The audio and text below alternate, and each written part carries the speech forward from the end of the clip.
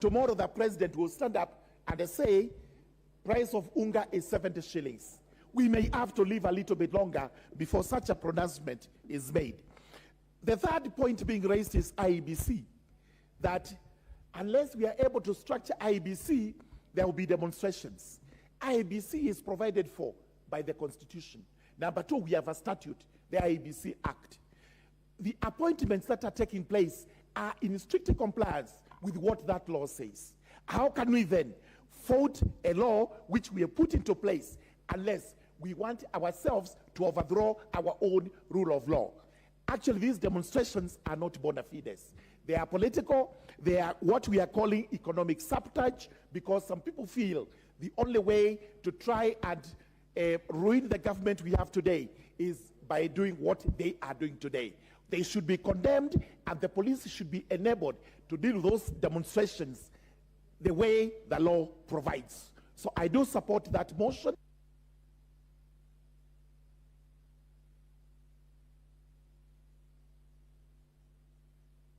The Honorable Rosa Obuyu, followed by Honorable Naomi Wako. Order, order. Oh. Mr. Speaker, you've already begun counting on my time, and there's still conversation Proceed, going Rosa on. Obuyu. Mr. Speaker, I want to take this a little more seriously. The young man of 20 years, William Wamanje, though from Kisii, is actually a student in Maseno University, which falls within my constituency, Kisumu West. That young boy lost his life, and he did not have to die. Mr. Speaker, Mr. Speaker, Mr. Speaker, when my office visited... Order. Mr. Speaker, when my office visited... Mr. Speaker, when my office visited the Maseno police station yesterday... Honorable Rosa Obuyu is going to be heard in silence. Order, honorable members. Proceed, honorable. When my office visited Maseno police station yesterday, the information they got from the police, the OCS, was appalling.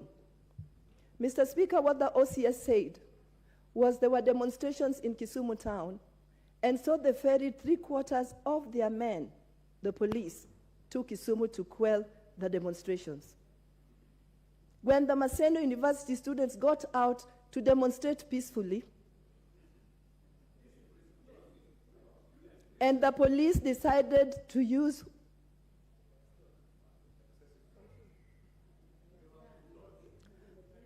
Mr. Speaker, in the long run, what the police said was they had no more tear gas, and they had to resort to live bullets. Mr. Speaker, what happened to rubber bullets? Why must you go to a demonstration with live bullets if not with the intention to kill? Mr. Speaker, Article 37 clearly allows every citizen of this country an opportunity to picket and demonstrate if they so wish. Mr. Speaker, the only people who are armed in these demonstrations are the police. Mr. Speaker, Order, honorable members. Honorable Rosa Obuyu, let her take her message across. You will have your moment.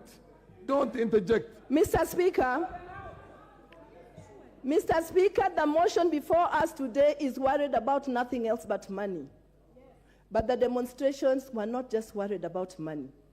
The demonstrations are about people. People who sleep hungry days on end.